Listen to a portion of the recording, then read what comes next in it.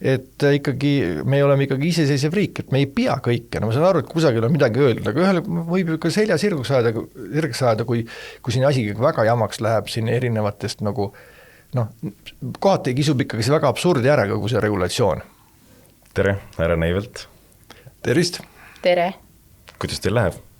Tänan küsimust, hästi läheb, et eluvaim on sees ja tuju on hea, nii et pole häda midagi. Seda on väga hea kuulda. Me mõtlesime, et me kutsuksime teid siia saatesse, et arutada natuke majanduse teemal ja kuna meil on väga, number võib-olla üks on see, et me teame, et teil on väga tugev taust ja väga pikk ajalugu juba majandusega. Ma saan aru, et te olete ülikoolis, Tallinna Tehnikaülikoolis õppinud ehituse ökonoomikat. Täpselt nii. Ja siis pärast Stockholmi ülikoolis vist pangandust. Pangandus ja rahandus, jah. Ja olete töötanud, eks ole, Hansapangas. Hansapangas töötasin 14 aastat, viimased 7 aastat juhatuse esimehena, kogu siis gruppi, siis Eesti, Läti, Leedu, et see, mis praegult on tükkideks tehtud. Ja siis juhtinud Peterburis panka. Peterburis panka juhtinud, nii et mõlemad pangad olid ikkagi, kasvasid üle miljardilise turuväärtusega firmadeks. Ja, nii et väga... Ja siis veel igasugused asju teinud. Ja samuti meil on väga huvi pakkunud ja meeldinud teie seisukohavõtud seoses majanduse ja laiema poliitikaga, et neil on tulnud väga sellised asjakohased kriitikad. Ja sellepärast mõtlesimegi, et te oleksite hea inimene, keda kutsuda ja kellega arutada majanduse üle. Ja esimese küsimusena me küsiksimegi ehk, et mis seisus te arvate, et meie majandus praegu on?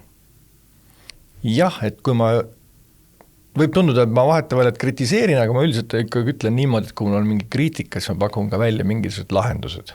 Et niisama kritiseerida ei ole mõtet üldiselt. Aga nüüd tulles, et täpsustate võib-olla küsimus, et kas see Eesti majandus, missuguse olukorras on? Eesti majandus. Eesti majandusele võib vaadata alati, võib vaadata, et kas on klaas on täis, klaas on pool tühi, et kuidas me parasjagu tahame vaadata. Kui me vaatame, et või majandus juba näiteks mitu aastat ei kasva, ütleme 3 aastat või palju see on, ja me oleme oma tasemega tagasi umbes 2019, tööstussodang on langenud ja kõik, et siis võime öelda, et meil läheb tegelikult väga kehvasti.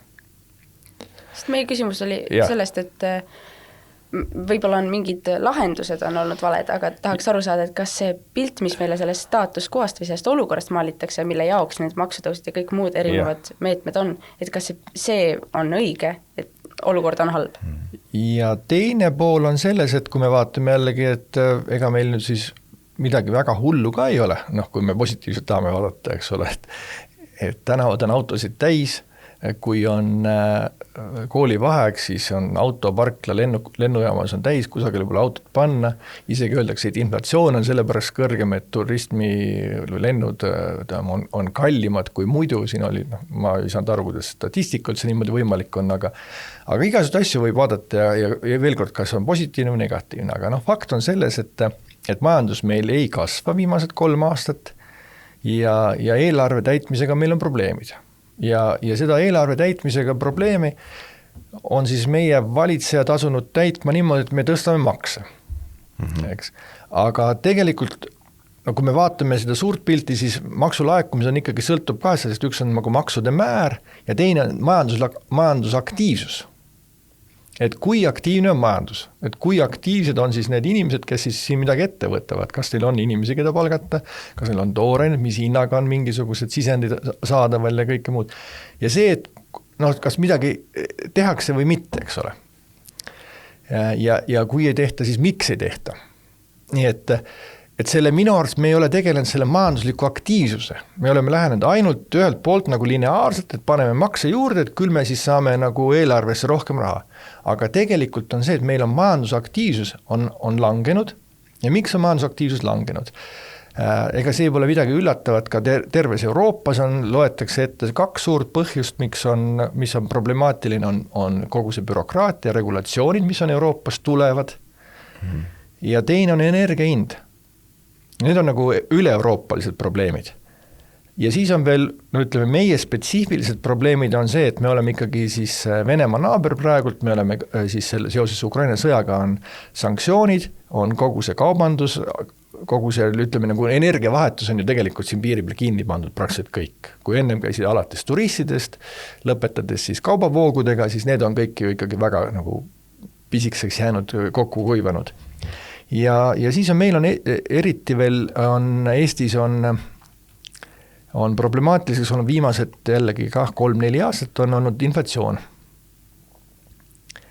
Nii et inflatsiooniga oleks pidanud võitlema kohe siis, kui need energiahinnad üles läksid 2022, me sellega ei tegelenud, siis me lasime sealt inflatsioon läks meil lappama ja me ei ole seda siiamaani tegelikult kontrolli saanud, meil tegelikult on täna Eesti on väga kallis, et kui te nüüd käite ka, eks ole, kusagil mujal Euroopas poes, ma ei räägi kusagil Aasiast, eks ole, siis näete, et tegelikult on Eesti, see on juba kallis, noh, minusugune, kes ma olen siin ka juba 35 aastat reisinud, eks ole, ja siis vaatan juba, et Soomes toidupoes ei ole kallim. No mis nagu 20 aastat tagasi, 15 aastat tagasi, ka 10 aastat tagasi ikkagi oli, väga suur vahe oli. Nii et inflatsioon. Aga nüüd, kui me jällegi Eestil, et mis siis nagu teha selle olukorraga, kus me nagu oleme, et meil on vaja tegeleda elektri hinnaga ja meil on vaja tegeleda bürokraatia vähendamisega. Need on peamised asjad. Ja siis on inflatsioon. Inflatsiooni, kuidas me saame inflatsiooni vähendada, on see, et me ei oleks pidanud tõstma käibemaksu. Ja muid siin makse pannakse välja aktsiisid juurde, käibemaksud juurde, sellega ainult tõstab seda kõike. No ja mõelge ka nüüd teistpidi, et kui me paneme näiteks käibemaksu tõstame kõigil 2%, eks kõik, kes siis nagu kulutavad siin poes, ja samal ajal tõstame pensioni 7%. No võib-olla oleks mõttes saanud käibemaksu tõusi ära jätta ja tõsta pensionid 5% näiteks, eks ole. No siis pensionärid oleks sama olukord olnud, suure osal kulutajatel inimestel ka sama olukord, et tegelikult mingisugust probleemi poleks nagu olnud, aga ikkagi hinnatase oleks olnud meil odavam. Ja kui me räägime siis nagu elektri hinnast, siis vaatame jälle otsa sellele, et kas me oleme midagi teinud, et meil elekter läheks odavamaks? Ei ole. Mitte midagi pole teinud. Me ei saa isegi aru. Me räägime tegelikult täna valest juttu. Me räägime, et mida rohkem on meil taastuv elektrit või siis seda juhuelektrit, seda odavamaks läheb. Jah, alguses läheb natukene odavamaks, aga pärast, kui sa üle investeerid, läheb tegelikult kallimaks. See praegune programm, mis meil on, see teeb tegelikult elektrit meil kallimaks. Seda esiteks. Ja kas me oleme midagi teinud bürokraatia vähendamiseks aasta või 2 jooksul? Ei ole. Me oleme liikunud täiesti risti vastu suunas. Me oleme igasugused uusi reegleid teinud juurde ja teeme kogu aeg juurde, võtame Euroopast ka veel juurde üle ja kõike. Ja me tegelikult peaksime nagu aru saama, kus meil see king pigistab, miks nagu inimesed ei taha ettevõtlusega tegeleda nii palju või siis, et aktiivsus on maha käid. Nende probleemide või kitsaskohtade eemaldamisega me ei tegele. Ja me laome nagu maksused juurde, kui me nagu räägime meie majanduspoliitikat, eks ole. Kõigepealt nagu suures pildis vaadake seda niimoodi, et ettevõtjad on niisuguse rahutud inimesed, eks ole, võib-olla tänapäeval saaksid nad kõik selle ADH omale ja selle diagnoosi, aga põhimõtteliselt sellised need ettevõtjad on, kes peavad kogu aeg rabelema millegiga, kogu aeg tahavad midagi teha. No, teil on omal kursusel ka kindlasti sellised, eks ole, ja oma, et teate sellised, et kogu aeg tahavad midagi teha. Ja siis, kui sa siis nagu teed ja sa vaatad kogu aeg, et ja jälle tuleb uus takistus juurde ja jälle tuleb uus takistus, et no midagi tänasel peal, midagi teha, sa pead neid raporteerimisi ja kõike, mida suuremaks lähed, seda suuremaks lähevad raporteerimise kohustused sulle ja sa ei tea ka kõike, mida sa pead tegema. No, see on nagu üllatus selle peale ja siis ühel peal küsida, et kas peab nagu veel nagu rabelema veel rohkem seda, et siis seda veel inimestel tööle andma, veel suuremaid riske võtma ja kõike muud. Mis siis sunnib seda? Mis sunnib seda bürokraatiat tegema? Mis sunnib bürokraatiat tegema? No, tavaliselt on seal ikkagi konkreetselt mingid juhtumid taga. No, et ega inimloomus on ju selline, kes tahab nagu kogu aeg nendest regulatsioonidest mööda minna. Ja siis nagu selline pidev nagu võitlus käib, et ühed tahavad regulatsioonidest mööda minna, teised teevad kogu aeg aeda kõrgemaks. Ja see on selline nagu lõputud, kui te olete juurat õpite, eks ole, siis mina kogu aeg mõtlen, et kui kaugele see ühiskond saab liikuda, et kui palju neid seadusi saab tekkida üleüldse, et kas see on, et üks inimene tegelikult ju seda enam aju kinni ei võta, eks ole. Ja, et edasi, aga mis me seame kogu aeg uusi reegleid, sest kunagi kusagilt läheb keegi mööda, sest jällegi meil ei ole enam sellist nagu sisemist kompassi enam ei ole. Seesama 10 käsku, mis nagu põhimõtteliselt ikkagi iga põlvkonnaga läheb nõrgemaks selline teadmine. Ja siis ühelt poolt on siis see, et tahetakse reeglid kõrgemaks või reeglid suuremaks teha. Teine on see, et väga paljud sellised suurfirmad, nad lobistavad selle nimel, et oma turgu kaitsta. Et need väiksemad, et oleks vähem konkurentsi, siis nad lükkavad neid väiksemaid turult minema sellega, et tõstetakse jälle barjääre ja läheb aina raskemaks sellistel väikestel ettevõtetel tegutsemine. Siis neil on, kas siis suurtel ettevõtetel on bürokraatia kasulik? No ta ei ole kasulik, aga jällegi mingisugusest erinevates majandusharudes, erinevates tootmisfirmades või siis ka teenusfirmades tekib kusagil mingisugune püsikulu, mis sul peab lihtsalt olema. Näiteks, kui sa teed ka kõige väiksema panga, tahad teha, siis tänasel päeval alla 2 miljoni aastas ei ole võimalik seda. Võib-olla isegi rohkem, see on see kõik, mis läheb raporteerimise peale. Aga äkki mõnes mõttes on suurtele firmadele kasulik, sest neil on see võimekus palgata neid inimesi, kes tegeleks selle bürokraatiaga, samas kui seesama bürokraatia sööb need väiksemad tegutsejad lihtsalt turult välja ja siis jääb suurematele rohkem. Loomulikult jääb neil rohkem, jah. Nii et selline see on, et kogu aeg see bürokraatia ja see tuleb kogu aeg juurde ja siis ühelt poolt on see, et ega nüüd nagu ametnikud on ka, kui sa seal töötad ikkagi, eks ole, siis küsitakse, et aga mida sina nüüd eelmisel aastal tegid? Siis sa loed ette oma need töövõidud, et mis ma siis olen teinud, et tegin selle regulatsiooni, tegin nendele firmadel trahvi. Minu üks hea tore näide, mida ma olen ka televiisoris otse-eetris rääkinud, on see, et selline kontoris tegutsev firma põhimõtteliselt. Ja siis sa pead tegema ka nagu töötervishoiu, mis iganes selle tööohutus põhimõtteliselt. Kõige ohtlikum aparaat seal on põhimõtteliselt on teekann. Et kui see läheb maha kellelgi varu peale, et ju muu on meil tegelikult kõik olemas. Või mitte ergonoomilised toolid? Ergonoomilised toolid on meil eriti selles mõttes ka naljakas, eks ole, sul kontoris pead olema ergonoomilised toolid. Tänapäeva inimesed, eks ole, noored eriti armastavad väga palju kodukontorit, ikka paar päeva nädalas ikka käivad kodukontoris ja siis ma ei tea, kus diivani peal saad seal vedelevad, eks ole, kui neil see arvutis üles on. Ja siis kes siis vastutab, et kui pärast silmadel on midagi halvasti näiteks või on rüht ei ole nii hea. Et, ja siis on vaimse tervise probleemid juba tulevad, antakse ka nagu tervise sellise ja rohkem räägitakse, et sellega ka tööandja tegelema, mitte inimene ise.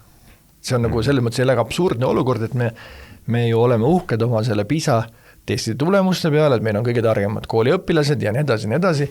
Ja siis, kui nad ükspäev tööle lähevad, siis neid peab nagu lasteaega lapsi põhimõtteliselt peab nende eest, tööandja peab muretsema selle eest. Et ma saan aru, tööohutus on väga tähtis asi, kui sa tegeled ehitusel oled, kui sa oled kusagil tootmisettevõttes, kus sa võid midagi liini vahele jääda, kõike seda nagu ma ei vaidlusta. Eks? Aga veel kord, kaasaegses büroos see ei ole mitte ühtegi mõtet selle teemaga tegeleda. Nii, aga jah, see on nagu detail põhimõtteliselt, jah. Aga mida me siis teeme, kui meil Euroopa Liidust tuleb direktiiv, selle ülevõtmise tähtaeg hakkab jooksma ja see sunnib meid justkui veel reguleerima, veel bürokraatiat tekitama? Kõigepealt küsime, miks ta tuleb sealt? Et meie need inimesed ju käivad ka seal erinevatel koosolekud kogu aeg, siis võiks ju varem öelda, et kuulge, lõpetage ära.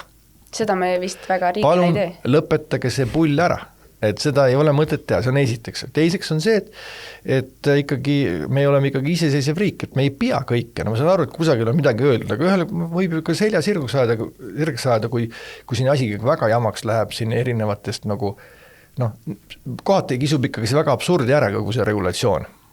Nii et ühesõnaga bürokraatiat on vaja vähendada, mitte see, mida me praegu räägime, et on vaja automatiseerida, lihtsalt on vaja vähendada. Sest kui me mõtleme seda, et kui palju meil korjame informatsiooni ettevõtete kohta, majanduse kohta ja kas keegi valitsuses kasutab seda, no ei ole veel kohanud. Eks, me korjame rohkem kui kunagi varem informatsiooni, aga otsuseid tehakse ikkagi, ma ei tea, mille pealt, eks ole, mingisugune igal juhul analüüsi seal ei ole, et isegi need maksutõusud, et ma proovisin muuseas ära, et panin ChatGPT-sse selles, eks ole, et kas on mõistlik tegevus või ole, siis see ütles, et ei ole. Et jah. Kuidas tema seda põhjendas siis? No veel kord, kui majandus langeb, siis ikkagi siis nagu see aktiivsust on vaja üleval hoida ja seda ei saa teha maksude tõstmisega. Aga mida meil tuleks siis hädaabina kohe praegu teha? Kas või juba järgmise aasta riigieelarvesse panna, et see suund läheks üles üle järgmise aasta eelarve on vastu võetud. Oleme selles ideaalmaailmas, kus meil oleks veel võimalik järgmiseks aastaks midagi muuta. Järgmiseks aastaks midagi muuta. No kõigepealt tuleks ikkagi nagu teha üks A4 ja öelda seda, et mida me nüüd hakkame teistmoodi tegema. Mitte kirjutada mingisugust 30 või 40 lehelist mingit arenguplaani, mida keegi nagunii ei loe. Aga kirjutadagi sinna. Esiteks elektri hind. Teiseks bürokraatia vähendamine. Panna paar punkti taha. Kolmandaks, siis paneme selle roheteemad kõik, mis pidurdavad sinna asja. Nii. Neljandaks, maksutõusud ära jätta. Nii, mitte midagi juhtu, kui seda panna. Ja lihtsalt hakata ettevõtjatele nagu positiivsust rohkem, et nüüd võib ju midagi teha ka, eks ole. Ja just, et see oleks see, mis oleks vaja kiiresti teha, aga maksusid veel kord, sellega me teeme ainult hullemaks, eks ole. Mida me võime, mida peaks tegema, kui me tahame maksudega midagi teha, siis meil on ainult nagu kaks asja, mis nagu üldist nagu majanduse aktiivsust ei vähendaks, oleks astmeline tulumaks ja ettevõtete tulumaks klassikalises mõttes. Need on need, mis siseturgu ei vähenda. Aga ajutine pangamaks? No see on juba läinud rong, selles mõttes intressid on juba nagu hakkavad tagasi tulema sinna madalamale tasemele, eks ole, selle oleks pidanud tegema nii nagu leedukad, siin juba 1,5 aastat tagasi tegid ära, nüüd saab pool aastat veel ja oleks korjanud siin mitusada miljonit kokku ja kogu lugu. Kas Läti just ka hiljuti? No Läti tegi minust nagu halvasti selle ja mulle see lahendus ei meeldi, leedukatel oli väga selline intelligentne ja selline elegantne lahendus. Mis siis Läti ja Leedu lahenduse erinevus oli? Ma need detaile praegu enam ei jõua kõikis meeles peale, minu arust andis seal midagi raha tagasi veel, eks ole, nendele, ja veel kord ta on juba nagu hiljaks jäänud, sest et veel kord intressid juba kukuvad alla. Et see on see peamine asi.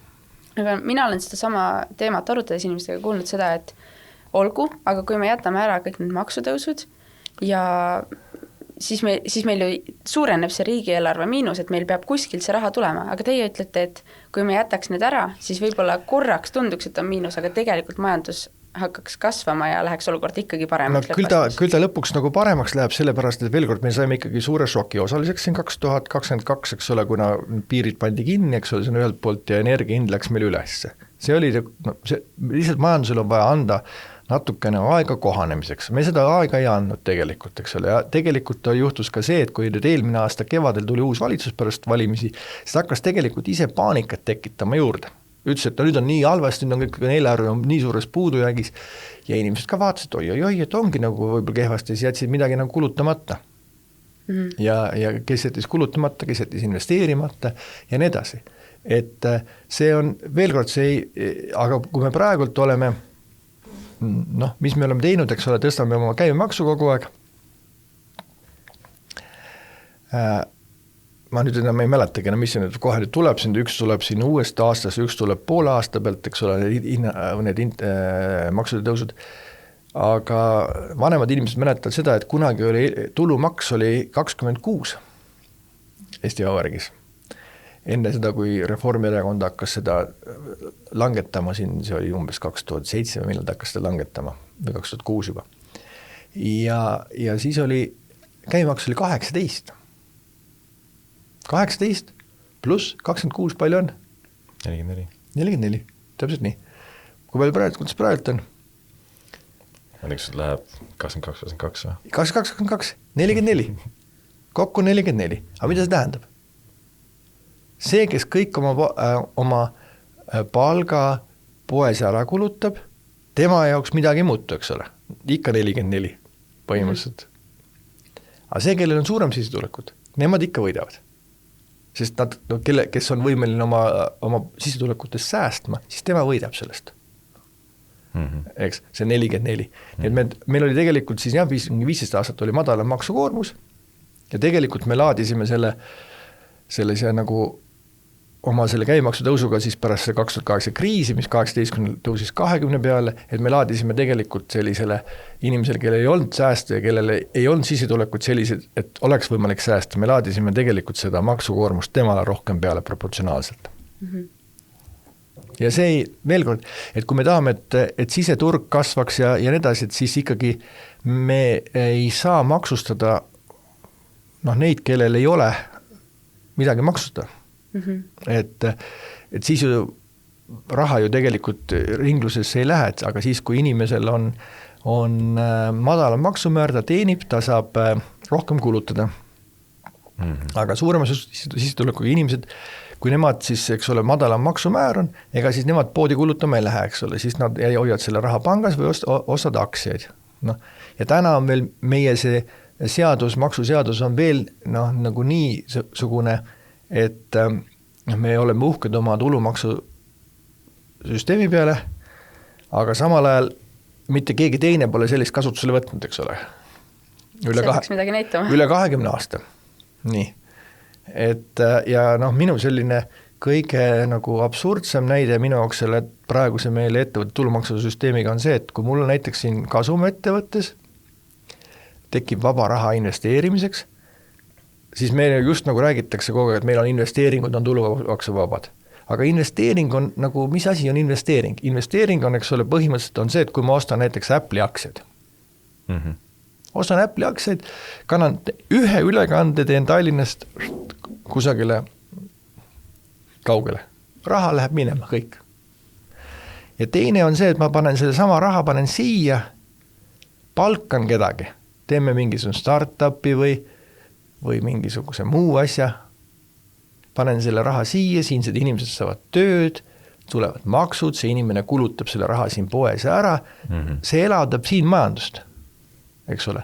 Aga meie maksuseaduse järgi ei ole vahet, kas ma investeerin siia startupi, ostan omale uue Volkswageni või Porsche või ostan Apple'i aktsiaid või Amazoni aktsiaid. Mingit vahet ei ole. Maksuseadus sellest mitte mingisugust erandit ei tee, eks ole. Ja see on see, miks meil ka nagu seda arengut ei ole, et praegusel eriti sellisel geopoliitiliselt keerulisel ajal on ju mõistlikum, olgem ausad, eks ole, osta Apple'i aktsiaid, eks ole, tagantjärgi tark on eriti hea olla. Apple'i ja Microsofti ja Google'i on veel rääkimata kõik need viidad või ostad, keegi siin noored ostavad väga palju Bitcoini. Mis väärtus sa lood, kui sa Bitcoini ostad? Mitte mingisugust väärtust sa sellega ei loo Eesti riigile või siin meie kogukonnale. Nii et see on selles mõttes see keeruline, et majandus on selles mõttes väga keeruline, ta on nagu nii mitmetahuline. Ta ei ole lineaarne, et me paneme siit maksusid juurde, võtame ära, siit läheb kohe nii või naa. See väga palju sõltub sellisest üldisest sentimendist, et mis sul see ikkagi ühiskonnas arvamus on, kas on nagu investeerida on populaarne, kui sa teed startupide tegemine on nagu siin 5 või 10 aastat tagasi oli väga populaarne, tahtsid teha, see oli selline hea vaimsus oli üleval, on ju praegu öeldakse, et ei taha parem, ostan Apple'i aktsiad. Aga meil on siis natuke rohkem protektsionismi vaja, natuke rohkem soodustada seda, et raha jääks Eestisse ja see ressurss jääks Eestisse. No protektsionismini on siin veel tükk maad minna. Eks ole, protektsionismile on see, kui pannakse näiteks valuutakontroll peale, et sa ei saa aktsiaid osta. Nagu paljudes riikides, sa ei saa välismaale raha kanda, et see on nagu ei ole kerge seda, see on nagu selline tõsisem protektsionistlik. Aga see ma ütleks, et meil oleks vaja suunata. Et kui sa saad, oletame teenid kasumit seal 1 000 000 eurot või 100 000, eks ole, ja sa tead, et sa pead 20% seal tulumaksu maksma, oletame niimoodi, aga kui sa investeerid selle raha siia näiteks mingisuguse startupidesse, siis see võetakse maha. Näiteks, eks ole. Ja siis sa teed juba teistsuguse otsuse, eks ole. Mõtled, et kas ma siis teen ühte või teist. Et see nagu suunab sind sinna suunab. See ei tähenda seda, et ma ei osta seda aktsiat või ei osta siis oma uut autot omale, eks ole. aga see bürokraatia vähendamine, see maakeeli tähendab ikkagi, siis ma saan õigesti aru seda, et meil lihtsalt vabaneks tööturule palju endisi ametnikke. See on see, kust see kokkuhoid tuleb ja teiselt poolt võib-olla majandust elavdab see, et siis on vähem regulatsioone ettevõtjatele. No igalt poolt, no võtame näiteks, ma olen sellises firmas nagu Merko ehitus, eks ole, kes ehitab korterid ka ja no muidu ka ehitab suuri maju siin Tallinna linnas ja mujal ka üle Baltikumi ja tänasel päeval me vaatame, et enam-vähem selline 1000 eurot on uue korteri asjaajamise hind. Ruutmeetri kohta, 1000 eurot, mitte kogu korteri peale, ühe ruutmeetri peale. Nii. Ja see on sellepärast, et sa pead ostma krundi valmis, siis sa käid seal 10 aastat detailplaneeringut. Sul on rahad kinni, sul on juristid tööl, sul on juhid tööl, kes seal kogu aeg käivad. Ja see kokku kulu tuleb umbes 1000 eurot ruutmeetri kohta. No kujutad, et no miks seda ei saa teha nagu, ma ei tea, 100 euroga? Nii, teie tahate kõik omale korterit saada varsti, eks ole. Juba praegult on... Tore oleks, aga ei näe väga lootusrikas välja. Just nimelt sellepärast, et meil on sellised reeglid terves Euroopas. No rääkime sellest, nüüd on siis see käibemaks tuleb ka, eks ole, 22% sinna sellel korteri juurde. Aga see on jällegi ka elavdamine. Korterite müük näiteks on langenud 3-4 korda. Ja jälle inimesed saa tööd, eks ole. Ja miks ei saa, jälle korter on kallis. Miks korter kallis? Käibemaks on kõrge, asjaajamise kulu on suur. Millised nende asjaajamise kulud, on, kas seda on võimalik üle hüpata 100 euro peale, siis 1000 euro pealt ruutmeetri kohta, ütleme see näide, mis te tõite? No kui on tahe, siis muidugi on. Meil ei ole lihtsalt tahet. Veel kord, et selleks peab olema mingit tahe, eks ole, kui sa võtad nagu eesmärgiks, et ma teen selle ära, siis sa teed selle lihtsalt ära. Ja meil on veel küsimus selle kohta, et kas need mingid suured projektid, nende ärajätmine aitaks meid ka kuidagi edasi, näiteks Rail Baltic. Tundub nagu veider kuidagi, et see on nüüd juba nii pooleli ju, aga äkki oleks mõistlik see lihtsalt katki jätta? Kas see aitaks meid ka kuidagi august natuke välja? No sellega on niimoodi, et see Rail Balticuga ja teiste selliste objektidega, et see on sellised nagu lõksud. Sellel on tähelepanu juhtinud näiteks ka Heido Vitsur ja minu teada ka Rain Lõhmus on juhtinud selle tähelepanu. Et tuleb meil Euroopast raha. Ma ei tea, palju sellele Euroopa raha annab sellele Rail Balticule, aga üldiselt, kui annab Euroopa raha, me paneme ise natukene juurde mingisuguse asja tegemiseks ja ütleme, et vaata, kui tore on. Aga tegelikult meil seda vaja ei ole. Tegelikult vaja ei ole. Neid objekte siin on nagu piisavalt, võib-olla nagu oma raha eest ei oleks seda teinud. Aga kuna Euroopa andis raha, siis öeldakse otse elavdab majandust ja nii edasi. Rail Baltic ka lühiajaliselt elavdab majandust. Eks ole, riik võtab laenu, et seda ehitada. Euroopas tuleb mingi raha ja tehakse üks trass valmis. Nii. Aga edasi, mis saab? Edasi me hakkame selle iga aasta maksma sinna peale 100 miljonit eurot. Tänastes hindades 100 miljonit eurot. Nii. Eile Aktuaalses Kaameras rääkis, et nüüd teede hooldusest tuleb järgmine aasta 2 miljonit ära lõigata. Et oli mingi 40 miljonit või 44 või 42 ja võetaks 2 miljonit vähemaks. Nii. No mõelge selle peale korra. 100 miljonit versus 2 miljonit. Et kus see raha tuleb? Et kas, ja siis me võiksime küsida igalt tööl käival inimese käest, et kas te oleksite nõus maksma selle võimaluse eest, et ma vahetevahel sõidan Riiga 2 rongiga või Papiniidule, et kas te olete nõus maksma 60 eurot kuus või aastas, vabandust? Mina vist ei oleks, ma ei tea, kuidas sinuga on. Selle võimaluse eest. Ja no niimoodi tulebki tegelikult seda vaadata, et ta lühiajaliselt loob majanduskasvu. Aga kas majanduskasv on eesmärk omaette, see on järgmine küsimus, eks ole, sellest võime hiljem natuke rääkida. Aga praegune sellise narratiivide järgi ta on. Nii et jah, et ta alguses natuke hoiab seda majandust elus, aga me teeme investeeringuid väga palju sellised, mida tegelikult meile ei ole nii palju vaja, mida me oma raha hästi teeks. Aga mis on selle juures nagu halb selle juures, eks ole? Me paneme oma ressursi kinni sellele. No, et need samad inimesed, kes seal ehitavad, nad oleks võinud teha teed. või õpetajate palgatõusu? No ütleme, õpetajate palgatõus on veel teine asi, eks ole, aga need samad inimesed, kes seda tööd teevad, seda reaalselt ehitavad, eks ole, siin ei ole ainult raha, aga on ka inimressurss, kes seda teevad, nad oleks võinud midagi muud ehitada, need samu odavamaid korterid oleks võinud ehitada või võiks ehitada, nad oleks võinud teha Tallinn, Pärnu ja Ikla maantee 4-realiseks, 2+2 teed, eks ole, ja nii edasi. Või siis sealt midagi muud, selle raha eest oleks võinud palju muid asju teha, mille tootlus oleks oluliselt suurem. Aga kuna ülevalt Euroopast antakse meile ette, et igale rahale pannakse silt juurde, et see on selleks otstarbeks, siis me teeme seda sellepärast, et me saime raha. Me ei küsi, et kas see on mõistlik. Üks näide sellest on see, et teie olete siin Tartus, eks ole, õpite ja sõidate rongiga Tartusse, ja siis ju nüüd me saime Euroopast raha, ma ei tea, kui palju see oma raha panime, ja me tegime siis elektrifitseerisime Aegviidust Tartuni, seda ka veel seda Oravani või kuhu see liin läks. Me panime et elektrirongid saavad sõita sinna.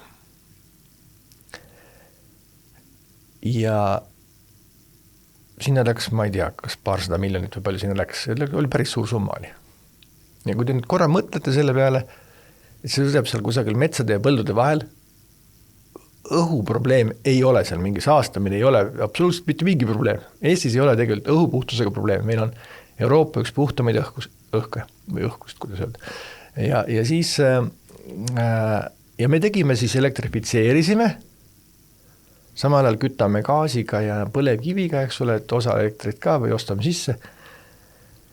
Ja siis meil ei ole raha ega vahendeid, et teha kokku ja ka inimesi ei ole, kes oleks võinud samal ajal panna neid liine, mis lähevad kusagile, mõelge, kui palju meil on elektrikatkestusi, kui on suurem lumi või torm, eks ole. Sinna meil vahendeid ei ole.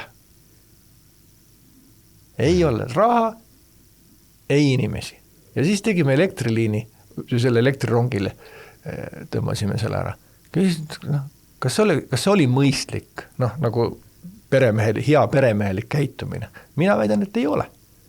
Et oleks selle sama raha eest teinud päris palju siin kord, et ei oleks tormidega ega lumega olnud nii suurt jama sellega elektrikatkestustega. Nii et sellised on need majanduses need valikud. Aga sealt tuleb väga palju ülevalt Brüsselist tuleb alla. Aga on nii, et tegelikult see on ju üks riigi rahakott, välja need rahad, mis on Euroopast tulnud. Ja. Aga üldiselt on see üks riigi rahakott ja selles kontekstis see, kui keegi ütleb, et meil ei ole raha õpetajate palgatõusu jaoks või ei ole raha, et teesid hooldada selle 2 miljoni eest. See on kuidagi imelik jutt, sest see on ju kõik valikud, et meil ei ole raha, sest me teeme seda teist asja või sest me teeme Rail Balticut või seda elektrirongide asja. Et siis on veider kuidagi kuulda seda öeldavat, et meil ei ole raha, kui tegelikult see on lihtsalt see, et me ei taha seda siia kasutada, me tahame seda mujal kasutada. Euroopa rahal on palju nagu silt juures, eks ole, mis tuleb Euroopa rahast, mis tuleb meie rahast, eks ole, aga ma küsin seda, et aga kuulge, kallid inimesed, te olete seal Euroopas kusagil laua taga. Aga miks te ei ütle seda? Miks te seal ei ütle? Kuulge, seal on 25 inimesed, kes on rumalad inimesed seal. Ütlete, et kuulge, meil ei ole seda vaja. Et kuulge, me siin eelmine nädal oli suur uudis, et me maksame elektriauto selle teisene turg. Hakkame mingit toetust maksma, mingi uus meede. Keegi kirjutas meetme seal, keegi selle tööd teha, eks ole, kirjutas meetme, et hakkab elektriautode teisese turu jaoks tagasi ostmine seal, eks ole, kui sa paar aastat sõidad sellega, et siis sa saad selle tagasi osta, siis 4000 või paljusid igaüks sai siis toetust. Mõtled, et omal küll, et milleks seda vaja on? Mis me sellega teeme? Miks me seda elektriautodes, need on rikkad inimesed, kes elektriautod ostsid, nad elavad selle elektriautodega ja neil ei juhtu mitte midagi, kui nad seda ei saa nii selliselt rahaga müüa. Saad Tesla eest seal 3 aasta vanuse Tesla eest saad 3-4 eurot rohkem vähem, see neid maha ei löö. Pole ka veel väga palju vaeseid elektriauto omanikke kohanud vist. Jah, et miks me sellega tegeleme? Aga siis ütleks selle peale, et see on Euroopa raha. Ja siis kärbime, eks ole, raha siin kõik võimalikes kohtades, kraabime kokku, et sinna ei ole, siis paneme sinna. Siis inimesed läheb lolliks põhimõtteliselt, kui seda, veel, kui paned nagu need asjad kaalukausul ja millega me tegeleme, siis ega ju aru ei saa. Ega Euroopa raha ju ei ole ka ilma nöörita, mis seal taga on, selles mõttes, et see ei ole lihtsalt, kas on lihtsalt raha, mis tuleb ja nüüd kasutage ära ja sellel ei ole ei, seal on silt küljes, eks ole, see on selleks. Tagajärgi, selles mõttes jah, silti küljes. Silt on küljes, et mis otstarbeks on, kirjutatakse projektid sinna Euroopasse ja nii edasi, noh. Et no see oli nagu ka naljanumber oli see, vaata see Ida-Virumaa, mitte Ida-Euroopa, vaid Ida-Virumaal, see, mis programm seal oli, seal 200 miljonit õiglase ülemineku või mis iganes selle fond oli. Samad põlevkivijaamade firma maksis aastas rohkem CO2 tasusid. Et kui siis sealt raha tagasi tuli. No ja veel kord, ega inimesed ei ole ju rumalad, inimesed näevad seda kõike pealt. No hoiavad peast kinni lihtsalt, et aru ei enam ei saa, et miks see niimoodi on. Aga viimaseks selle nii-öelda hädaabimeetmete teema juures, et need te panite ühte kokku kogu rohepöörde ja need asjad erinevad, aga ilmselt väga paljudele meie vanustele see on tegelikult ikkagi väga südamelähedane teema,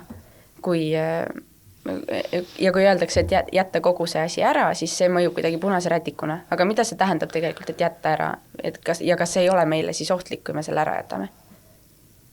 No vaadake, mina ei räägi, et jätaks selle ära.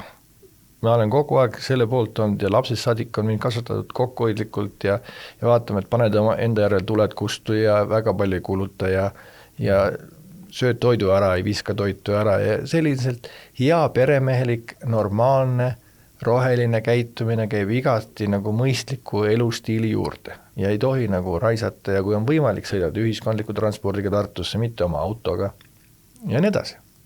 Et see on selline normaalne elu. Aga nüüd sellel on, tänasel selle meie rohepöördel on sellised nagu, noh, ta on nagu kohati nii absurdseks teinud, et sa enam ei saa nagu enam arugi millegist. Ja minu nagu lemmik, noh, mul on mitu seal näidet, eks ole, aga üks näide on selline, et 1939 muuseas tehti, eks ole, rahvaloendus ja ka põllumajandusloendus oli. Ja selle järgi ma võin eksida, seal paned nagu lehmad ja lihaveised kokku, siis meil täna on umbes 3 korda vähem. Nii.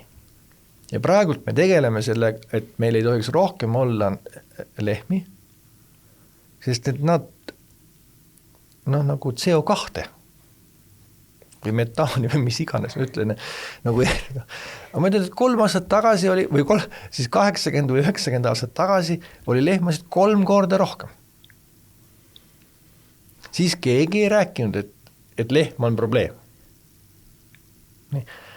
Ja nüüd on siis selline nagu põhimõtteliselt nagu väga sketšilik olukord on. Eks ole, et tuleb siis linnast keegi Teslaga kontrollima, mitu lehma sul on.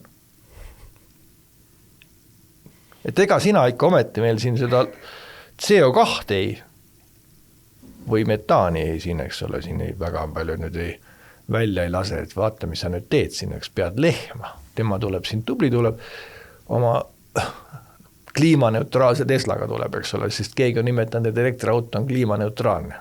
Millegi pärast seda öeldakse niimoodi, mis on omaette anekdoot, et seda ei saa nagu noh, see on mõistlik, aga see on, ja veel kord loodus tuleb hoida, aga sellega ei saa minna nagu hulluks. No, kusagil tuleb jällegi selline terve talupoja mõistus 2 jalaga. Maa peal, kui sa vaatad ka kõiki neid, noh näiteks veel üks näide on, et kui need suured kliimakonverentsid olid siin, küll olid Dubais, küll oli seal Glasgow's, oli mitu aastat tagasi, nüüd oli siis Bakuus.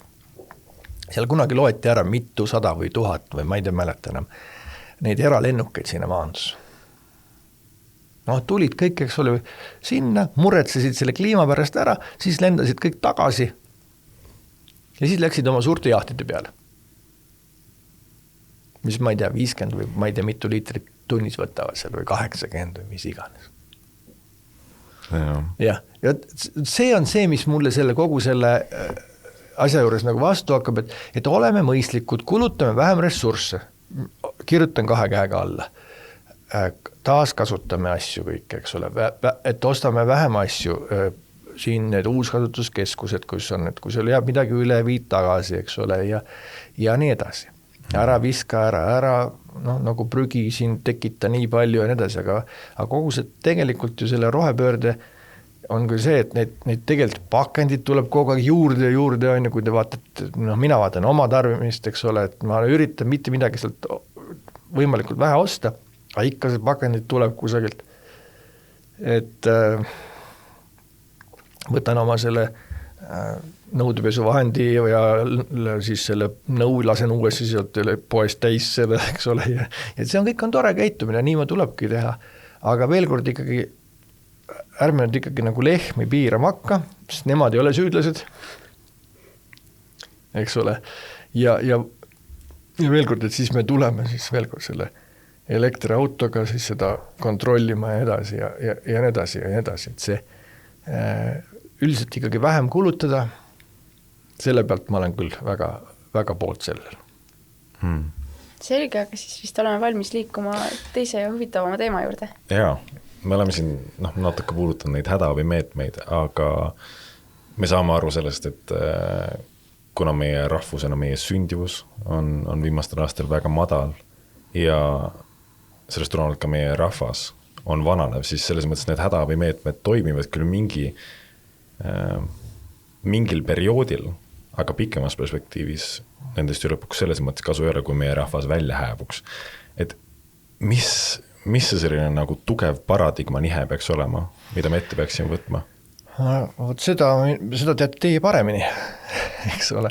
Aga kui me vaatame nagu seda suurt pilti, siis see, nagu ka Elon Musk on öelnud selle kohta, et Euroopa tervikuna on demograafiline katastroof.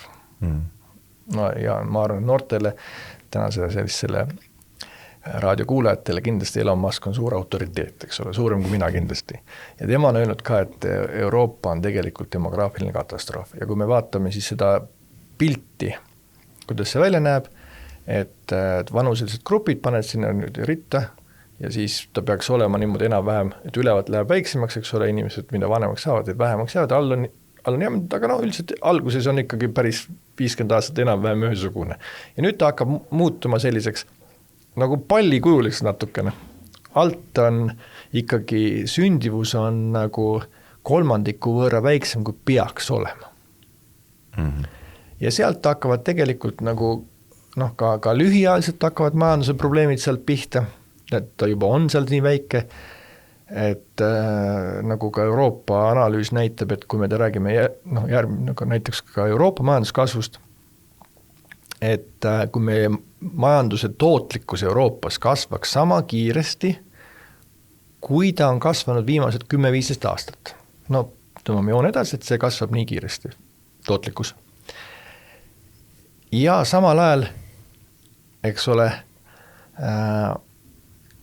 meil iga aasta Euroopa Liidust läheb 2 miljonit töötajat peaks nagu rohkem turult ära minema, kui juurde tulema, seoses selle demograafiaga. Kui me võtame selle 2 miljonit maha, kui palju nemad väärtust loovad siin, eks ole, ja see, et kui palju me tootlikkus kasvab, siis tegelikult on see 0. Saate aru, Euroopas, kui niimoodi läheb edasi, siis majanduskasvu meie järgmistel aastatel, 10 aastal ei ole. Mõni kvartal, mõni aasta võib olla seal väike pluss ja edasi, aga suurusjärgus on ta ikkagi 0. Kui me paneme selle energiahinna, millega on Euroopa pihta saanud ja kogu see bürokraatia, millega tapetakse ka, siis tegelikult pigem ta kisub seda otsa allapoole, ma arvan. Aga oleme optimistis, ütleme, et on 0. Aga mida see noorele inimesele tähendab? Kas see tähendab seda, et see majandus ei kasva. Nüüd on see, et ega see ei tähenda midagi, kui jällegi pensionile lähevad inimesed, eks ole, rohkem läheb pensionile, siis noortel inimestel selle šansud kasvavad, eks ole, lühiajaliselt. Et töökohti on, eks ole, on rohkem, mida valida. Ja see kõik see loob kaasa nagu majanduses ka, et kui see majandus on, eks ole, kaasaegne majandus on üles ehitatud sellise kasvu peale kõik, kasv, et see oleks nagu ülimeesmärk on, eks ole, kasv. Siis ühel hetkel, kui ta ei ole suutel enam nii palju kasvama, siis ta hakkab kohe nagu, kusagilt hakkab see üle ära ajama võib-olla või mingid pinged tekivad kusagil. Nii et samamoodi on meil siin seesama sündivuse teemad ja nii edasi, et see on nagu selline järgmine tase, aga veel kord, et kui meil ei ole inimesi piisavalt, siis meil ikkagi majandus tõmbab tagasi ja minu arvates ei pea muretsema siis selle rohepöörde pärast. Eks me lihtsalt vaikselt sureme välja kogu lugu, et kõik on hästi põhimõtteliselt. Et planeet jääb järgi, meie ei jää all järgi, aga planeet jääb järgi. Et sellepärast ei ole järgi muretsega selle planeedi pärast. Aga kui tuleb majanduslangus või siis vähemalt see, et ei kasva ja vanemad inimesed lahkuvad tööturult ja neid noori ei tule piisavalt peale, mida see siis nagu päris elus, mis selle sümptomid on? No päris elus sümptomid tähendavad seda, et teie peate siis, teie põlvkond peab siis rohkem neid vanemaid inimesi ülal pidama. Et võtate sealt kusagil, ma ei tea, Filipiinid või siis Hiinas hakkab ka juba nagu hullemaks minema, aga Filipiinid, teised riigid seal on siis, seal on siis, ütleme, teil läheb väga raske konkureerida 20 aasta pärast, eks ole, Filipiinid ja teiste riikidega, kus on noori palju või Türgiga või näiteks selliste riikidega. Et olles nagu turu peal. See, te enne mainis seda ka, et kuidagi meie käsitluses on saanud selliseks eesmärgiks iseeneses majanduskasv, et miks me käsitleme majanduskasvu eesmärgina iseeneses ja kas on mingid mõistlikumaid mõõdikuid, mille järgi me peaksime oma ühiskonna edukust mõõtma? No vot, meil ongi nagu see, taotakse pähe, et edukus on see, kui majandus on suurem, eks ole. Ja seda on nagu, teie olete seda saanud ilmselt lapsest saadik, eks ole, kogu aeg Aktuaalse Kaamera või mingites muudes uudises kogu aeg jälle räägitakse, majandus kasvas, majandus kaanes ja kui ei kasva, siis on kõik murelike nägudega, mingisugused vana inimesed räägivad omavahel, eks ole, millest midagi aru ei saa tõenäoliselt. See on see, mida ma üritan nagu pool naljaga pooleks teile siin selgeks teha. Et kuidas see võib nagu väljas, ütleme, lapsele paista, eks ole. Et kui sa kogu aeg loed ja kuuled nagu raadiost selles, et majandus kasvas, no siis ta kindlasti mingis hetkel oli majanduskasv väga tähtis. Ja veel kord mingil tasemel, aga täna on ju see ka, et see majanduskasv on nii absurdseks keeratud põhimõtteliselt. Et kui ma söön hästi palju ja siis võtan seda Ozempici või mis selle nimi on, eks ole, siis võtan jälle alla, siis on ju majandus kasvab kogu aeg, eks ole, ma söön rohkem, ostan rohkem, tarbin rohkem, maksan rohkem käibemaksu, teen rohkem tööd sellepärast, et saaks rohkem süüa, siis vaatan, et oi, olen kõvasti juurde võtnud, ja siis hakkan jälle otsast pihta, siis hakkan rohkem raha teenima või siis saab riigi raha juurest, et seda Ozempici võtta või mingid muud kaalulangetajad võtan, eks ole. Ei ole väga mõistlik tegevus. Aga niimoodi ümberalt käitume, eks ole, niimoodi see inimene käitub paraku praegult. Et et kasv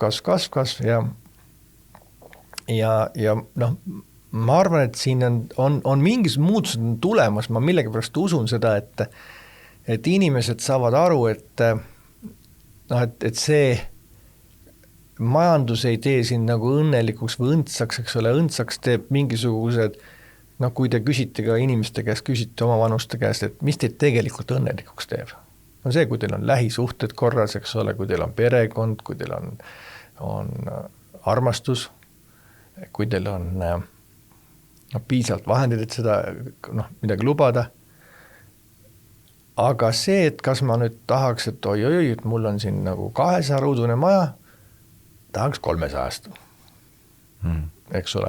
Siis mul on nagu, ma ei tea, minul ei ole paati, aga mul on 10 meetri paat näiteks, eks ole, tahaks 50 saada. Ma ei tea, kas sa saad õnnelikumaks, kui sa seal 50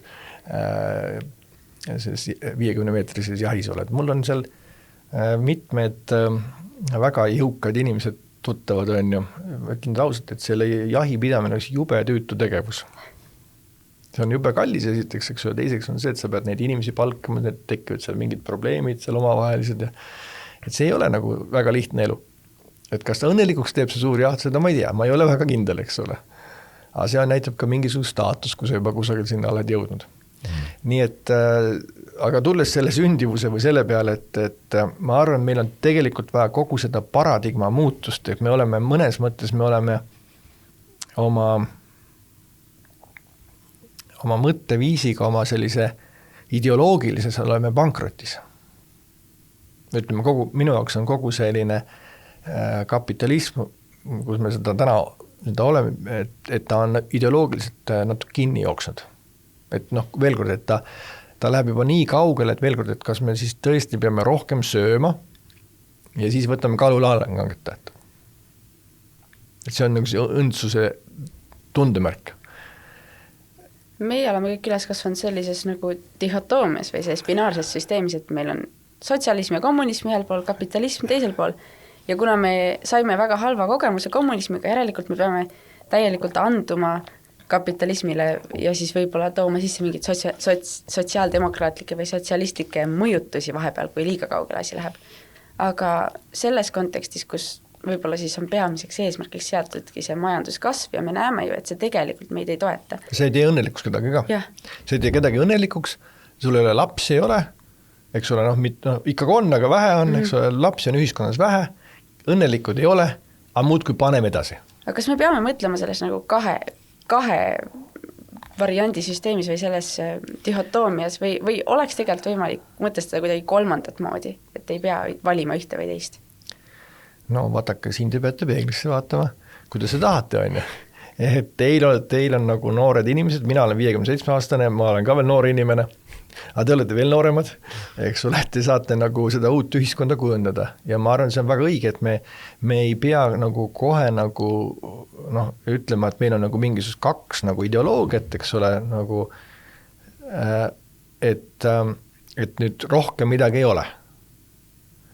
Et see nüüd ongi ja nüüd on, kui sa nüüd seda ei tee, siis sa tahad siis kommunismi saada või? Et nagu hirmutada selle kommunismiga.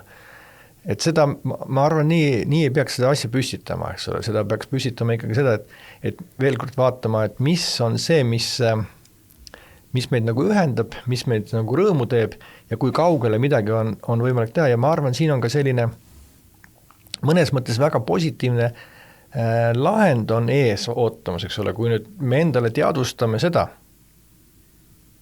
kui me teadvustame, et kasvul on piirid ees, et veel kord majanduskasv, me võime siin iga statistikaga mängida, seal on seal inflatsiooniprotsendiga kõige muuga, üks aasta tuleb kasv või tule, siis rõõmustame, oi, nüüd majandus kasvas 2%, nüüd on jalad maas ja nüüd paneme edasi sellised, et see kõik võib olla, ostsime rohkem, ostsime pekki, eks ole, ostsime midagi muud veel sellist, kõik majandus kasvab, saime rohkem süsti sisse endale, eks ole, ja mida rohkem süsti saad, siis rohkem sa pead järgmised aastad süsti saama, eks ole, siis keha ei saa sellega muidu hakkama võib-olla. Nii, et selles mõttes see, et kui me saame aru, et majandus ei pruugi enam kasvada edasi. Ja seda saame aru, et Aasia riikidel näiteks ei ole ühtegi põhjust olla meie elatustasemega võrreldes nii suur erinevus.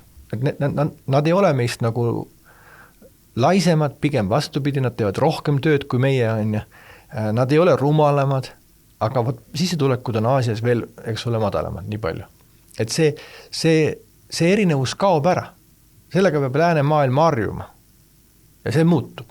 Ja nende käes on ka loodusvarasid rohkem, eks ole, eriti me vaatame siin nagu näiteks BRICS-i riike võrdleme siis nagu nende Euroopa ja Ameerikaga, eks ole, et BRICS-i riikides on tegelikult on loodusvarasid rohkem.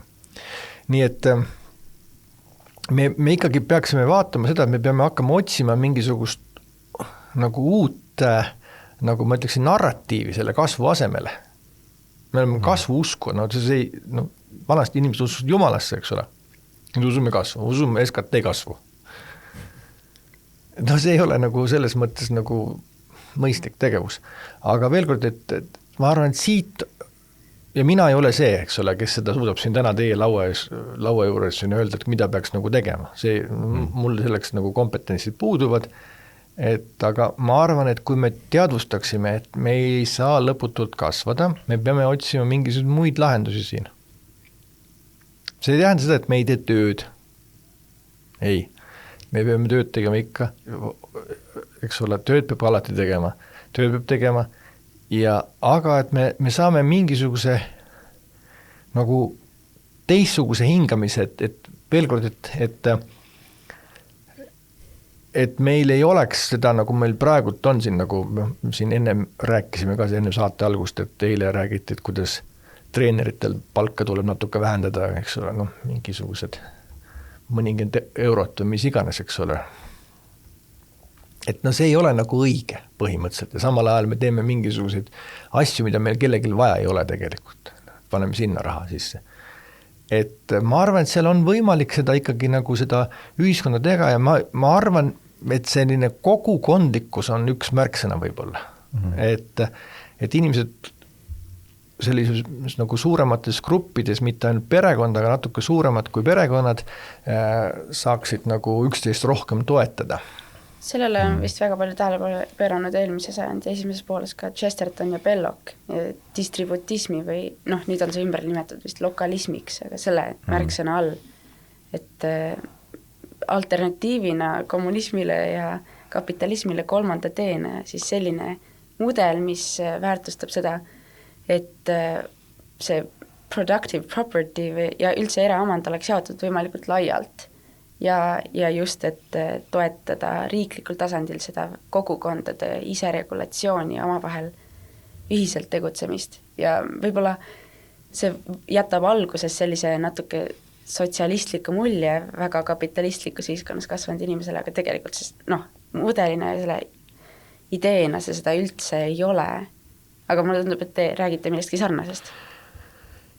No veel kord, see on üks alternatiiv, aga me kõigepealt oleks hea, kui me teadvustaks veel kord endale, et ma kordan, et see kasv, kogu see narratiivina, et see ei tööta. Esiteks, ta on juba absurdiks, hakkab minema kohati, ja teiseks on see, et kui me näeme, et kasv ei tule, siis me tekitab see ainult stressi, eks ole, juurde. Meil nagu mõtleme, tahame kasvada, ei kasva, mina olen 1,92 pikk, eks ole, ei kasva enam. Mis ma teen? Jah, ei, siis ei ole midagi parata. Ei ole, jah. Tuleb kontseid kanda. Ei, seda ka. Nii et see sama, et ma saan ainult jämedamaks minna. Nii. Ja kui me nüüd võtame, eks ole, selle sama inimese tasandil, et ma saan aru, et siin kõik räägivad, et mingi elatustaseme tõus ja nii edasi ja nii edasi, siis veel kord, kui sul on brändiriie, kas see on elatustase on siis kõrgem, kui sul on mingi odava brändiriie versus nagu, võrreldes sellega, kui sul on mingi kallima, et kui ma siis nagu see elatustase tegelikult parem on. See on niisugune lõputu teema põhimõtteliselt, eks ole, ja ma saan aru, et inimloomust ei muuda, ta tahab ikkagi olla nagu kõik saada suuremaks ja veel, aga ma arvan, see majandus meil surub nagu selles mõttes nagu uude keskkonda, me peame oma ideoloogiat hakkama muutma. Et see, meil ei ole väljapääsu sellest. Ja kõigepealt võtaks nagu selle kasvu ära, vaataks, mida Aasia riigid teevad paremini kui meie, aga ka neil on tegelikult probleemid, eks ole, see sama sündivus on ju tegelikult kõikil probleemid välja arvatud seal islamiriikides, eks ole, aga ja Aafrikas. Miks meil ei sünni lapsi? Kas sellepärast, et inimesed ei taha või sellepärast, et nad kardavad, et olukord on nii ebakindel ja ei julge saada neid lapsi? Ja, seda mina ei tea, selleks on ka mingisugused sotsioloogid ja kõik, et miks inimesed ei taha ja mille see teema on, aga see vist päeva lõpuks ta ikkagi taandub nagu usule ka.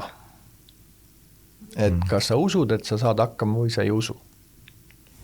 Samas meil on ka riigina ju võimalik luua soodsat keskkonna selle jaoks, et inimestel oleks üks see usk, et nad saavad hakkama, teiseks see julgus, et nad saavad hakkama. No veel kord see riik oleme kõik, eks ole, et siin ei ole nagu näidata, et siin on nüüd peaministri tegemata töö, et riik oleme selles mõttes kleine, aga loomulikult ja näidatakse, et seda, aga veel kord siin on nagu minusugune hilisemas keskeas meesterahvas, ma saan aru, noortel läheb see ärritab, kui hakkab see rääkima, eks ole, aga jah, see on selline nagu punane rätiku, aga ma selle peale ei tahaks, aga veel kord, et me üldiselt ma vaataksin nagu teile otsa siin, eks ole, et küll te selle hästi välja mõtlete. Et mis siin need lahendused on, aga lahenduses, looduses peavad lahendused olema.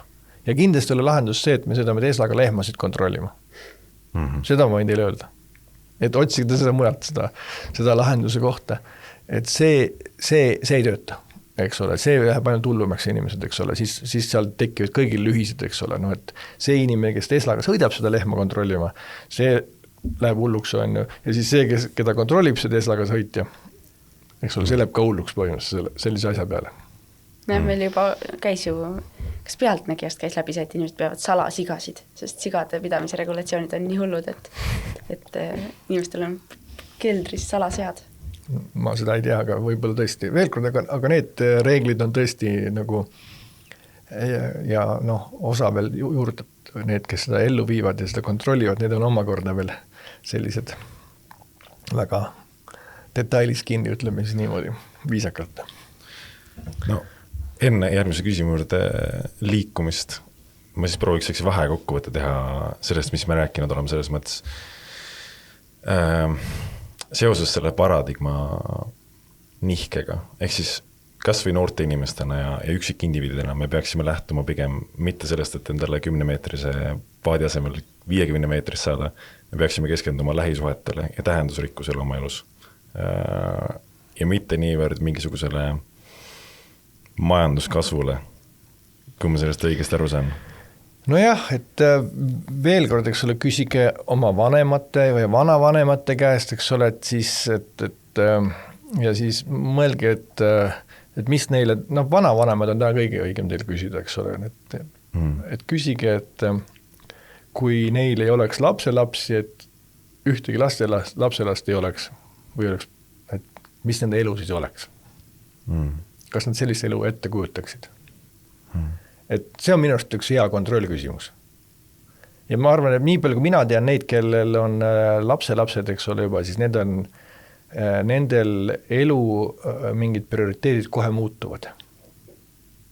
Et see on see, mis neid tegelikult õnnelikuks teeb. Täna, nagu te olete siin 20 pluss vanused, eks ole, te ei kujuta seda ette, on ju, aga siis, kui te olete juba seal 60 pluss ja veel vanemad, siis te tegelikult saate aru, et see on see, mis tegelikult inimese õnnelikuks teeb. Et kas mul see majas oli üks tuba rohkem, kas ma ostsin ühe auto või teise auto, või see oli hea auto või teine, aga tegelikult see ei ole nagu teema. Aga kuidas me ise seda muutust või paradigma nihet ühiskonnas kultiveerima peaksime, mis on teie soovitused? Jällegi, nii rasked küsimused on, kui ma niimoodi paugust kõigile ei oska vastata. Et no minu arust peaks sellised ikkagi need pered, kus on rohkem lapsi, neid tuleks nagu rohkem pedestali tõstama nagu ühiskondlikus, no kogu sellises teadvuses on, noh. Et need, kellel on rohkem peredes lapsi, nendest nagu rohkem rääkida ja tuua eeskujuks ja vaadata, et kas neil on kõik vahendid olemas, et nad saaksid oma lapsi kasvatada. Nagu, noh, siis nagu ühiskond peab sellega tegelema, siis nagu, kas on siis kohalik omavalitsus või riik või, ja kuidas toetada noori peresid, eks ole, aga noorte perede elu ei ole kerge. Neid minu abikaasa tegeleb selle perepesadega, et siin ehitavad seal, mis siis on ka nagu noorte perede toetamiseks, selleks ajani, kuni lapsed lähevad siis kooli. Aga noh, noortel peredel on oma peredünaamika ja neid tuleb veel kord selles hetkes tuleb toetada võimalikult palju ühiskonnana. Mitte ei tohi neilt, nüüd võtame nendelt kohe esimese asjana ja võtame nendelt selle mingi toetuse ära, nagu siin eelmine aasta tehti. No, nii lihtsalt ei tehta selles mõttes, et selle 20 miljoni pärast meie riik ei juhtu mitte midagi põhimõtteliselt. Ja siis veel kord, et võtame sealt raha ära ja paneme siis nagu raudteesse, eks ole, paneme veel kusagile, kellele me seda raudteed ehitama, siis tekib küsimus, eks ole. Teeme äkki ühe ministeeriumi juurde. No, kas või see, jah. Et jah, selline, ma arvan veel kord, et küllap see loodus reguleerib. Ja siis ikkagi see, et ellu jäävad ikkagi need, kes vähem saastavad. põhimõtteliselt, eks ole. Et kes elavad selliselt oma ressurssi vähem siis nagu saastavad, jah, et vähem võtavad ressurssi, need jäävad ikkagi päeva lõpuks ellu. Need rahvad ja need siis nendel territooriumil elavad riigid. Kui sa praegu ise noor oleksid selles majanduslikus õhkkonnas või selles keskkonnas üldse, kus me praegu elame, siis millele sina oma elu üles ehitades tähelepanu pööraksid? No veel kord, et kõige tähtsam minu jaoks on ikkagi see, et tuleb tööd teha. Et ilma ei tule midagi, eks ole, et kui sul on nagu korralik haridus ja siis teed tööd korralikult, et küll siis nagu tulemus ka tuleb, et ei pea nagu mõtlema, et mul on eesmärk on raha teenida näiteks, et siis ei teeni kunagi raha. Et sa pead ikkagi jalad alla saama ja ikkagi see on see, et sa pead tööd tegema korralikult. Ja loomulikult on siis need lähisuhted ka. Et muidu ei ole mõtet ka tööd teha ainult, eks ole. Et kui sa ainult töötad. Jah, praegu sellise eesmärgina tundub olevat risti vastupidiselt see, et kuidas 4 tunniga nädalas saada enda nädalapalk kätte. No see on see, et see on jällegi meie selline, mina nimetaksin, et me oleme ideoloogilises pankrotis selle asja peale, ütleksin, et vaadake, et mind selline nagu ärritab lausa vahetevahel, kui ma kuulen jällegi kogu aeg, kui räägitakse, et meil on seda finantsvabadus, no mis umbes maakeeli tähendab see, et loll on see, kes töötab, eks. Ja siis, et kes investeerib sinna kusagile sinna, kes investeerib Bitcoini, kes investeerib kusagile mujale aktsiatesse ja võttu, kellel läheb niimoodi, kõik arutavad selle investeerimisest. Mis tähendab investeerimisest seda?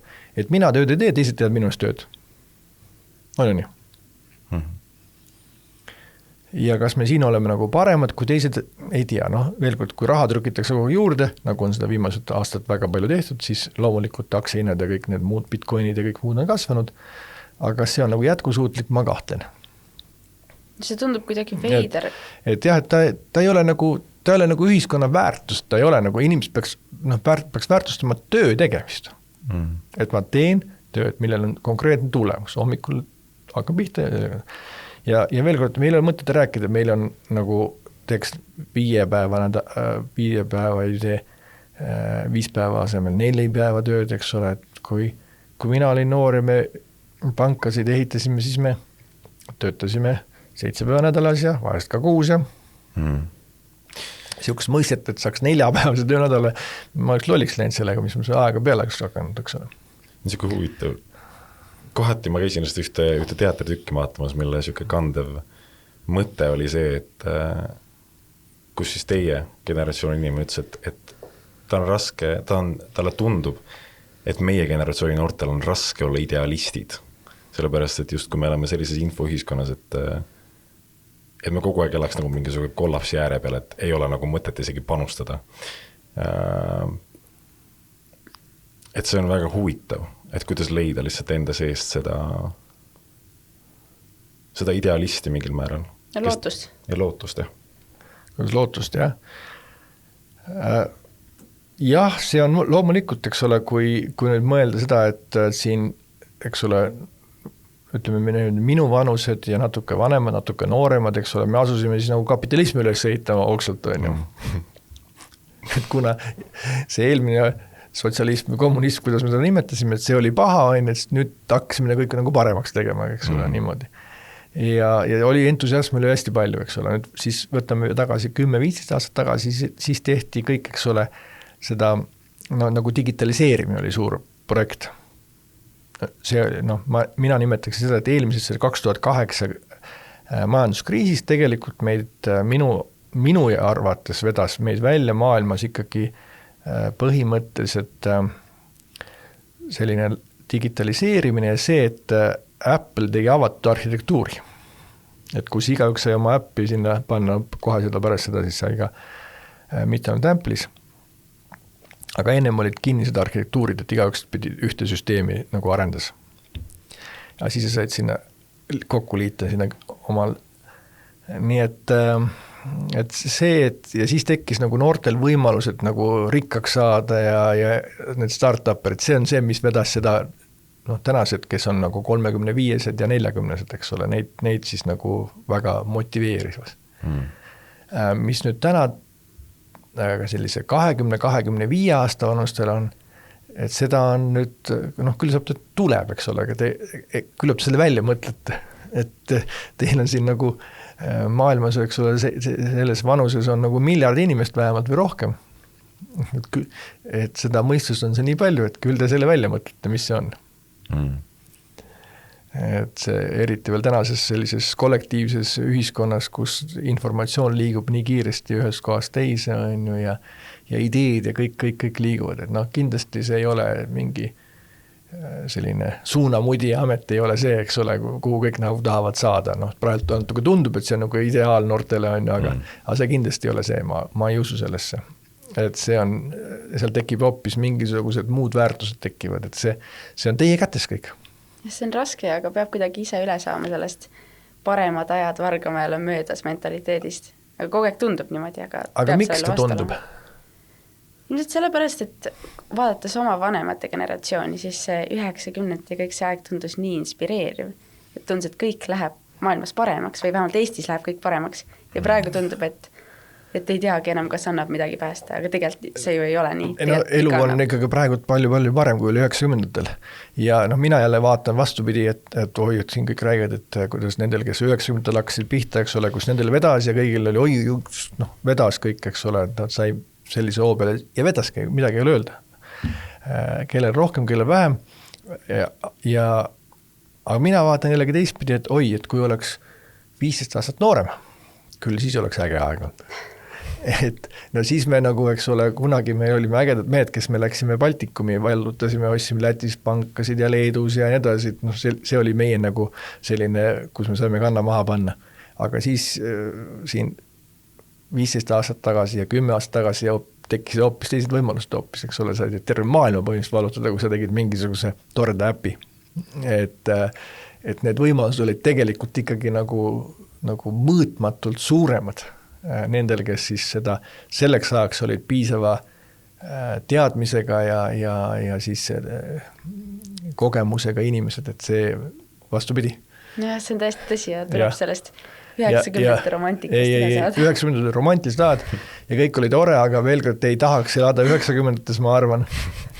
Et tuleb see tänasel, tuleb see endasse see välja või üles otsida, et mis asi see on, mis mind nagu rõõmustab ja siis see nagu tõmbab käima. Et see on see, mis küllap seda välja mõtlete, kindlasti tuleb see midagi. Et sellest ei pääsu. Igal põlvkonnal on oma mingisugune. Aga meil on olnud väga huvitav teiega rääkida, meil on teile üks viimane küsimus. Ma loodan, et see teid liiga ootamatult ei taba, see on natukene võib-olla teemast mööda. Aga me mõtlesime, et me tahaks küsida teilt kui oma esimeselt külaliselt selles saates, et mis on teie jaoks püha? Püha? No nii, see pühal on nii suur tähendus. Nii, kuidas te ise seda mõistate? Püha on selliseid asju, et mida ma nagu austan.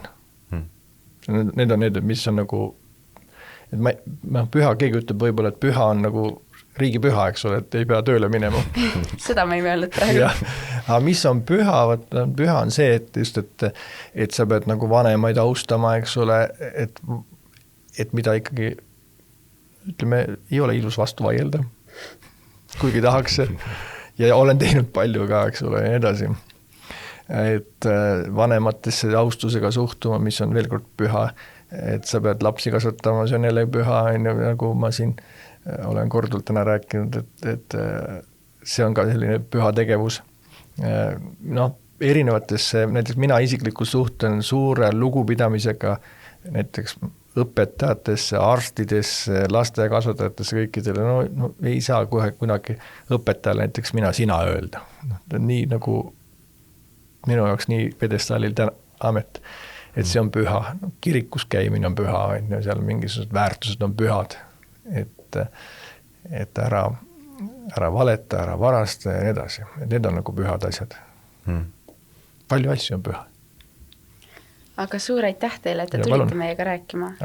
Aitäh kutsumast ja ma ei teadnud, ma olen esimene külar, ma mõtlesin, teil on see suur saade juba. See on esimene jah, loodame, et äkki saame teid kunagi veel kutsuda, kui no oleme juba loodame jah, et sellega. siis kui ma olen veel vanem ja veel rumalamat juttu räägin. Aga suur aitäh teile! Aitäh! Suur aitäh! Ilusaid jõule! Aitäh!